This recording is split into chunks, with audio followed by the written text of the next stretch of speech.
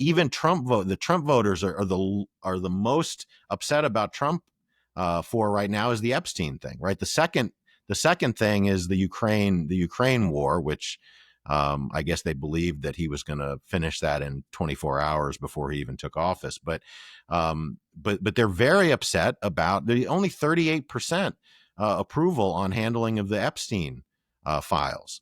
81% blame Trump specifically, as opposed to Kash Patel and Pam Bondi.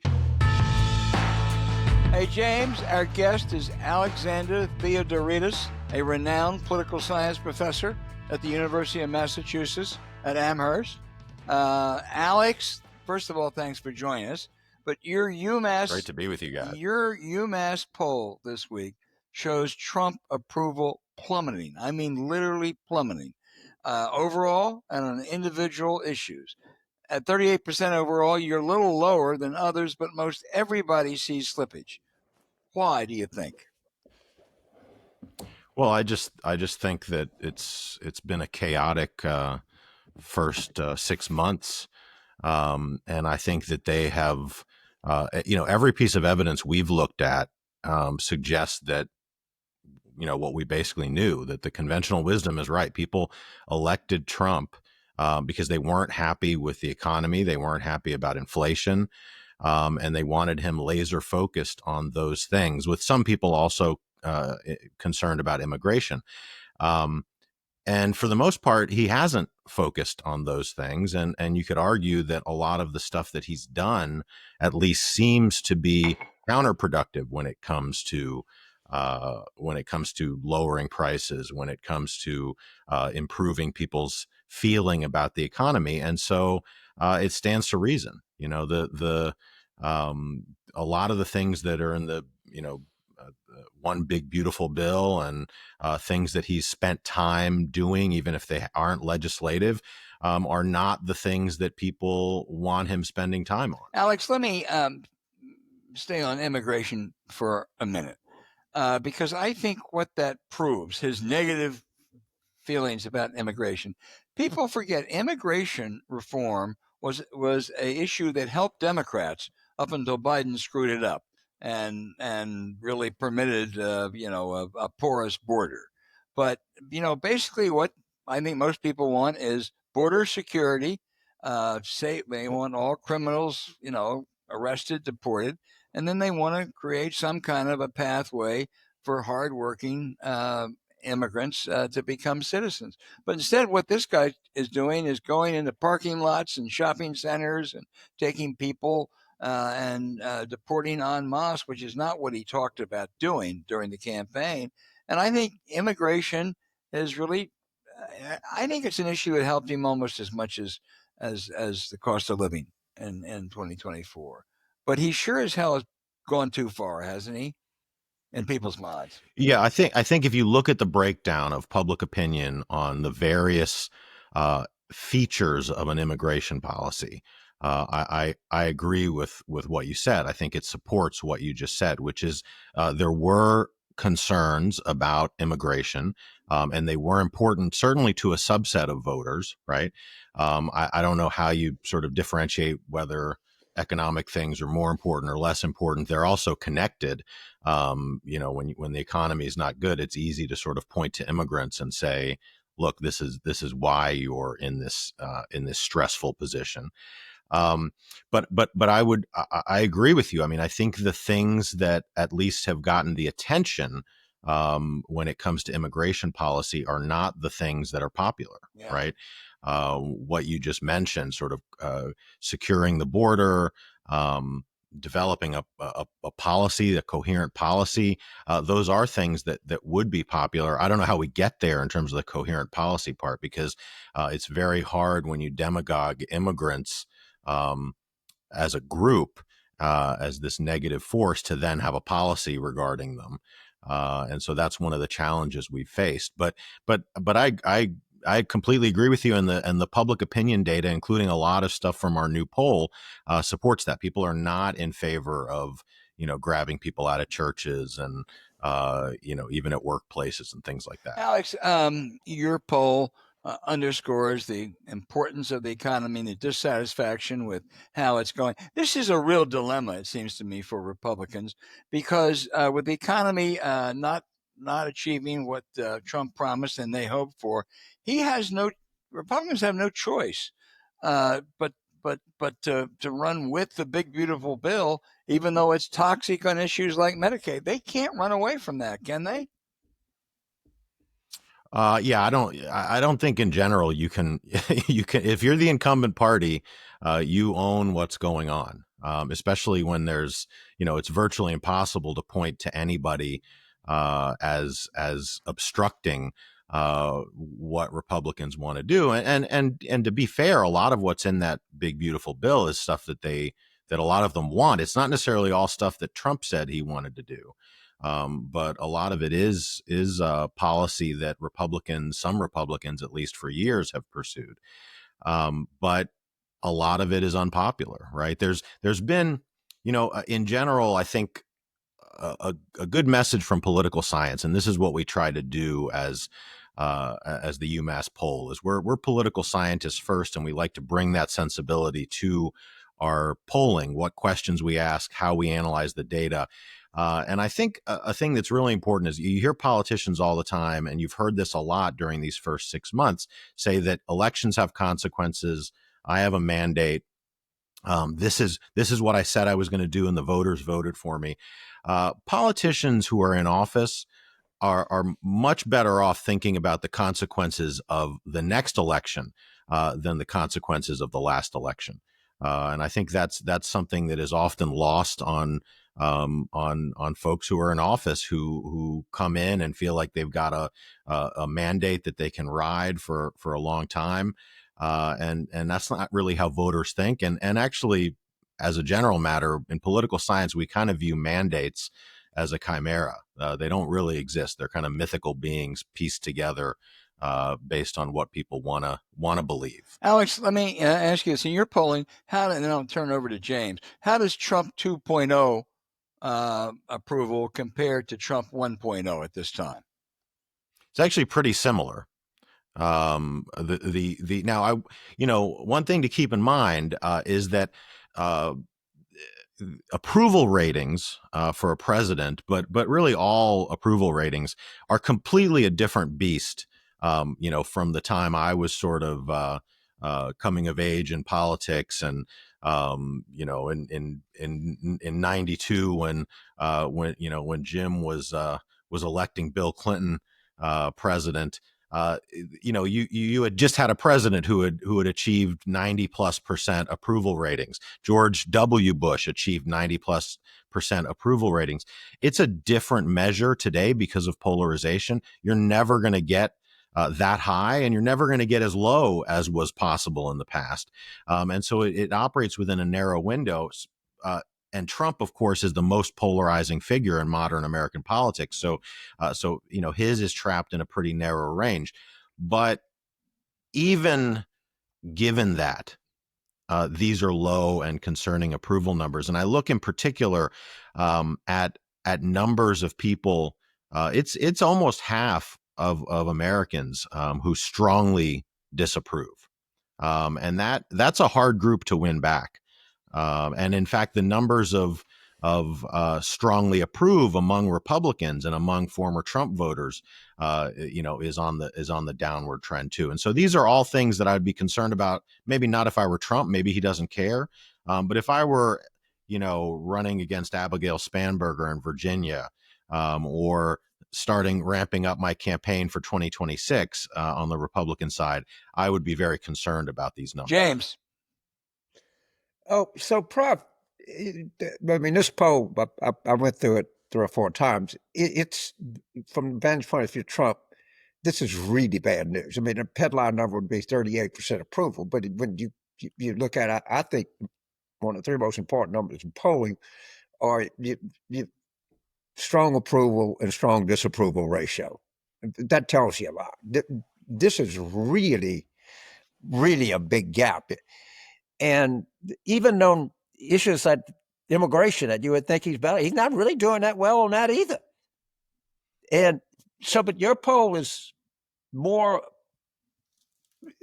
is worse for Trump than other polls. Tell our listeners what kind of rigor do you go through in your department to produce what you think is an accurate poll? Yeah. Because people are going to say, "Oh, it's just Massachusetts shit." They're going to say anything they want. Some fancy PhD got a name you can't fucking pronounce. What do they know? So try to take us through what you do to ensure that you get accurate numbers. Yeah.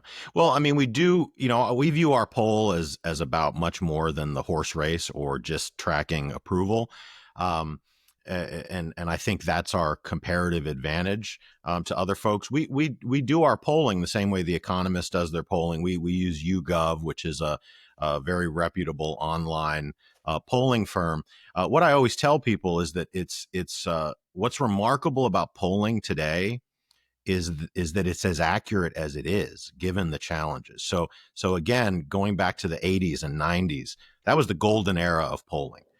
Because what you want when you're doing survey research is you want a list of people and you want everyone on that list. That's your population. And the list is the sample frame. And you want everyone on that list to have the same chance of getting in your survey as everybody else, right? That's the magic with statistical polling, that with probabilistic polling that allowed you to say, well, this group of 1,000 people or 1,500 people looks like this country of 300 million, right? Well, we've lost that. We used to have it because you could random digit dial, right?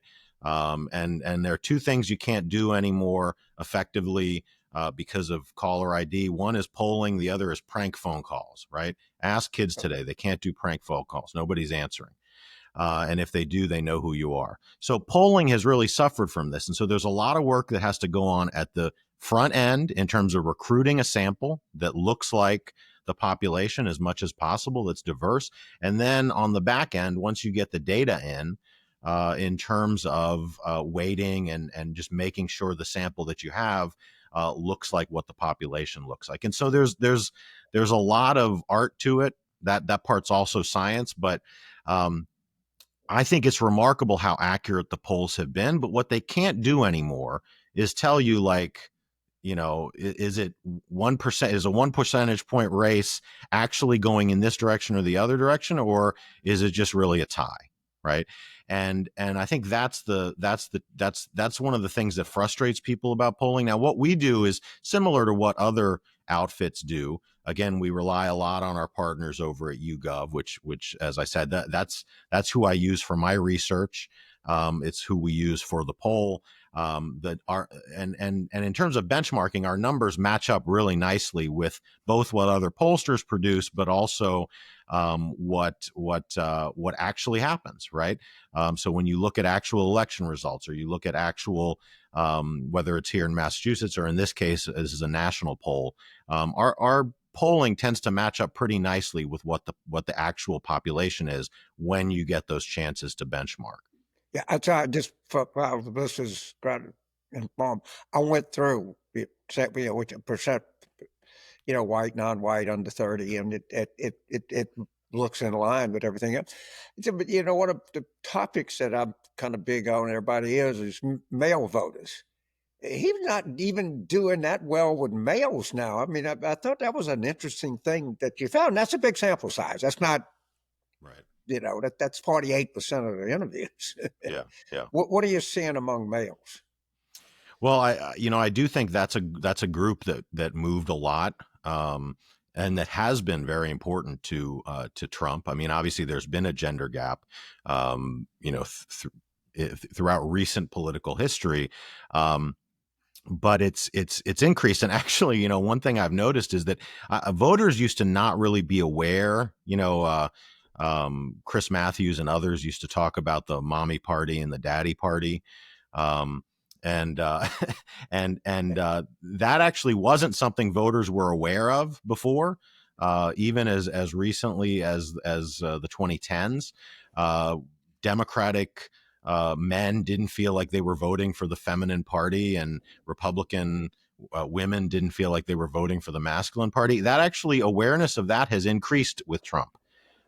So that's something that he has made more salient for voters. And so, I mean, I think, a lot of these economic issues really are things that resonate with a lot of male and female voters, but in particular some of the male voters that he was doing best with, who are folks who have been marginalized perhaps by especially among white males, marginalized by the modern economy.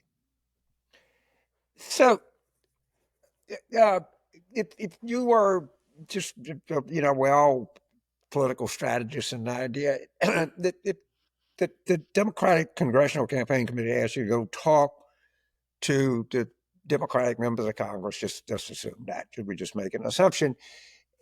What would you say should be their central message in 2026? What do you think is your congressional candidate? Let's just assume you're a Democrat, and what would you be? What would you say? Yeah, I mean, one thing I would say is that I think a lot of the panic is exaggerated.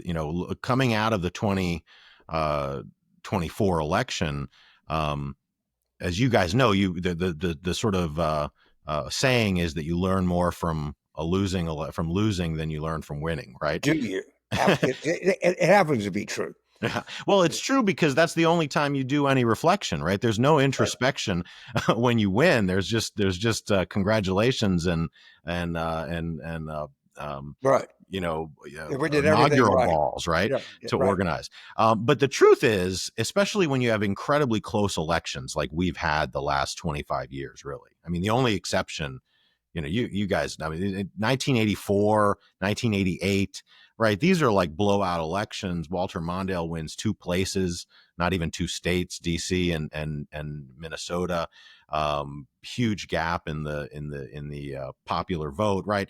And there are lots of them before that. That's not possible in the current moment in American politics. So all our elections are close. All of them are, tiny little movements can be decisive. And that's because of polarization. But the bottom line is, like, there are things to learn just as much when you win by a percentage point as when you lose by a percentage point, right? And that's one of the things. So I think that the whole idea, like, we were incredibly close to a moment. If you just imagine had Harris pulled it out somehow, right? Everybody would be talking right now about how the Republican Party has to start from scratch. How can they move on after Trump, et cetera? And a similar sort of thing is happening on the Democratic side, even though this was a pretty close election. And so I think I would look more for tweaks. I would look more for the popular issues. And this is something you've been a big advocate for, James, is find the issues that really poll well. Child care, tax Veterans credit for families, things like that, and really focus on those things. Those are, yeah, all of those kinds of things. That's the bread and butter that really appeals to people. I don't think you have to really tear down the whole infrastructure on the Democratic side. I think that Harris did pretty well in an election that, if it weren't Trump on the other side of the ballot, you would have said Republicans really ought to win this election, given how people felt about Biden. So we'll turn back to Al, but you got your PhD from the University of Virginia, and I know you follow politics. I haven't got undergrad UVA. Undergrad. My allegiances are more there. I'm sorry. I thought it was a graduate degree. You want to add to the list of things that make me seem like a leftist? My PhD is from Berkeley. Oh, okay. All right. So the People's Republic of Berkeley. You're right. That's right. So you follow politics. I have a 1,000-pound bet with Piers Morgan, and I spotted him 5 points in the current Virginia governor's race. Yeah. Who's got the better side of that trade? I actually think you do. Okay. Even with that, with you giving up that many points. Right. I haven't looked at the most recent polling in Virginia particularly, but yeah, as you know, I'm from Virginia. I grew up in Charlottesville, went to UVA, spent a few years helping Larry Sabato start his Center for Politics there. Did a little bit of work in Democratic politics in Virginia before that, and so I know the state pretty well. this is a race where, the only case in recent history where the president's party has won the governorship is Terry McAuliffe, and that was a little bit of an aberration. And this is a case where, so you would expect, just based on the natural sort of flow of things, you'd expect Spanberger to do well. She happens to be, I think, a particularly good candidate. She also went to UVA like a year. I think she was a year younger or older than I was. Still am. And so I think she's a particularly strong candidate for Democrats, has done a very good job. And I think Winsome Sears is actually a pretty weak candidate for Republicans. Virginia is one of these states where, and there's a lot of them, Massachusetts is one of them too, where the polarization and the nationalization of politics has really changed things. You don't have the parties in those places in general thinking very hard about distancing themselves from the national party, which is probably what they ought to do in certain circumstances, right? Like Charlie Baker could still be governor of California if the Republican Party here didn't say, no, we don't care about winning. We want a purist. We want a Trump candidate here in Massachusetts where they can't win, right? And in Virginia, you need somebody like a Youngkin, or even more moderate than Youngkin. To be competitive. It's a state where Republicans ought to be competitive. And by the way, this trend has major implications, because one of the things that used to be a real check on the national parties and on national party elites is that there were state parties that were trying to win in states where the numbers didn't favor them, right? So you'd get Republicans from Massachusetts, calling the White House saying, "Hey, you're killing us here with these policies. Can you please, dial it back," right? And you'd get Democrats, I'm sure you experienced this in the White House, James. You'd get Democrats from conservative states saying, "Hey, we're trying to win over here, and you're doing stuff that's gonna kill us." That just doesn't happen anymore, right? Because politics is so nationalized, and the party brands are so national now that the individual state candidates, don't matter as much as they used to. They only matter on the margins. Albert? Let me just ask you a couple, Alex. One, as you noted, we are so polarized. Seems to me there are two things that determine elections now. Number one is the energy, enthusiasm, turnout. Over 90% of Republicans are going to pull the GOP line. Over 90% of Democrats are going to vote blue. That's a given going into any election. So that's one thing that matters. The second are the independents, that independents really matter. And in your poll, Trump really has slipped with independents. Yeah. Yeah. I will say independents generally, I tend to be somebody who pushes back on the notion of independence as super decisive. Because number one, I think most people are actually not independents. I think even a lot of the people who, after we ask them twice, are you closer to one party or the other, still say they're independents. That's about 10%, 15%. But I think even among them, a lot of them are actually closet partisans in this day and age. And the ones who aren't are generally not paying that much attention to politics, or they're attached to some, third party that they care about. But having said that, what I was saying before applies, is that polarization has made it so almost no voters are up for grabs, as you just said, and very few states are up for grabs. But it's also made it so the margins are tiny, right? Our current polarization is characterized by a tremendous amount of parity. And what that means is that even small numbers of independents, if they can get excited about a candidate or be encouraged to turn out, can make a difference. I don't think that's at the same level as exciting your base or scaring your base into voting. That I think is the main where most of the game is happening, and I think it's where Democrats didn't do well last time. There was not a lot of excitement. By the way, Democrats don't poll well in our latest poll either. So it's not just Trump. But I tend to think that matters a lot less. I tend to think that 2025 and 2026 and elections going forward are going to be about the party in power, are going to be about Trump. Well, one more. I want to point out, you mentioned Glenn Youngkin. He is leaving office as a colossally failed governor. He hasn't delivered. He's lost seats in the legislature. He couldn't get his big arena through. I mean, he won. I don't know. He's actually moved right, and he's a model most Virginians, I think, would not want to emulate. Yeah, I mean, I think in general, it has not been a great time to be incumbent, right? We used to talk about the incumbency advantage as this huge thing, I and don't know. it's I mean, decreased a you lot. look next door. Roy Cooper leaves office, very Right, popular. right. I mean, he really does. I mean, a number of other states. I just think Youngkin has been a political stiff, and he's failed. Yeah. I think that's that's probably fair.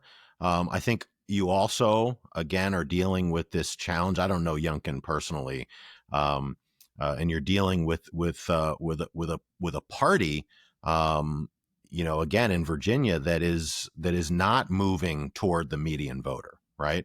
That's going the other that's really going the other direction. Right. And yeah, a lot of the things that he's done. I mean, I've actually honestly followed Youngkin the most when it comes to UVA because I'm an alum and I care about UVA, and what's happened there is it's one of these institutions that has really caved. Like the president just stepped down under pressure from the Trump administration and from Youngkin now, from Youngkin. Yeah, and from Youngkin and from a board that Youngkin appointed all but 4 people Right. on. And in fact, those people are all, I think, on their way out or out already at this point. So yeah, I think that generally speaking, it's not an easy time to be a candidate from a party, especially the Republican Party, because I think the Republican Party has moved much more right than the Democratic Party has moved left, and that has made it incredibly difficult to be a popular governor as a Republican in a place that really is a purple state. It looks blue in certain ways, but it's really a purple state. James. Prof, the one thing I'm glad to see is the term independent. It's one of the most misused terms in politics. You see these polls have 33% independent. Right, right. That's bullshit. Yeah. All right. When you drill down, I 7.5 is probably the consensus number generally. That really, going to go back and forth.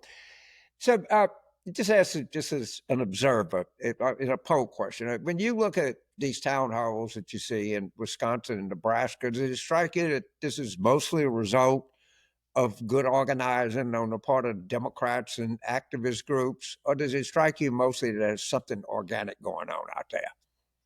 Well, I think it's both, but mostly. That's why I termed the question mostly. Yeah, mostly. I do think there is something organic going on out there. It's not pro-Democrat, but again, that's not what you would expect exactly, right? It's not people getting riled up about the party.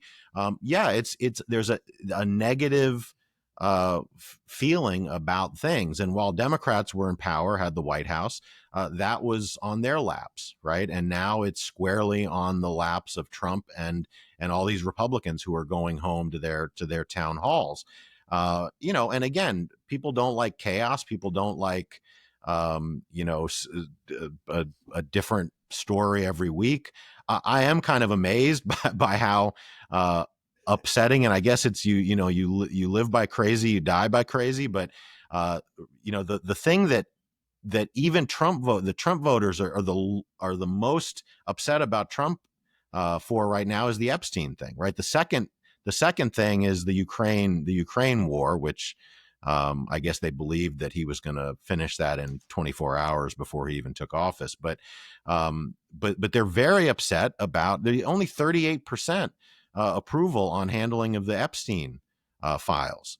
81% blame Trump specifically, as opposed to Kash Patel and Pam Bondi. And so back to your point, I think there is something organic out there. I don't know that all those people would come into the Democratic fold. Most of them wouldn't, but you do. I think there's material out there that Democrats can find success in 2025 and 2026 with, mostly just in frustration with the current administration and with Congress. And I agree with you, James. The one of my pet peeves has always been this independent voters. A lot of people are always, saying, "Oh, a third of Americans are independent." Well, no. The first time you ask them, if you ask them, "Are you a Democrat, Republican, or independent?" a third will say independent. Then, if you just follow up, you get down to about 15%, and it turns out a lot of those people are actually, partisans who just don't want to, fess up to being one side or the other. And by the way, they know the least about politics. They're the least engaged because it's hard. I mean, if you're paying attention to politics right now, it's incredibly hard not to know which side you're on, right? In this polarized moment. Prof, I can't thank you enough. And I know we have a lot. Anybody that is a political junkie or just likes to get into the weeds of politics or, do a MRI or whatever, this has been a illuminating show. And we thank you. Sorry, I apologize to the University of California at Berkeley. I didn't give them due credit, but I think that our listeners got some valuable insight today. James, thank you, and it's James, a treat to talk to you guys. James, do you think we've been sycophantic enough to get invited back to Alex's class? I don't know. We'll try. You guys are welcome anytime. There you go, man. It was a treat for me to interview both of you guys from my class. You guys are absolute legends, and I don't just say that because you're old. I say that because well, we are old, and that certainly is a factor. But Alex, but look, that's why I invite you guys, because the students think I'm old. I got to show them a point of comparison. You want to see real age? Let me show you Carville and Hunt. Hey, Alex, you're terrific. Thank you very much. Thank you, man.